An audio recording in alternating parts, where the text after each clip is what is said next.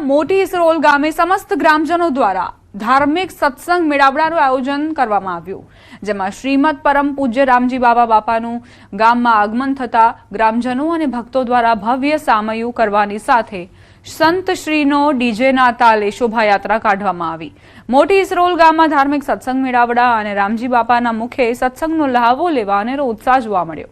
જ્યાં રામજી બાપાના હસ્તે પંખી ઘર તેમજ પશુ પંખી પાણી પીવા માટે હવારનું ઉદ્ઘાટન કરવામાં આવ્યું હતું, જ્યાં સત્સંગ મેળાવડામાં આસપાસના પંથકના વડીલો તેમજ અડા આઠમ ચૌધરી સમાજના લોકો મોટી સંખ્યામાં ઉપસ્થિત રહ્યા હતા, જ્યાં મોટી ઇસરોલ ગ્રામજનોએ બીજી વાર આ સત્સંગ મેળાવડાનું આયોજન કરી ગ્રામજનો અને ભક્તોએ ધન્યતા અનુભવી હતી।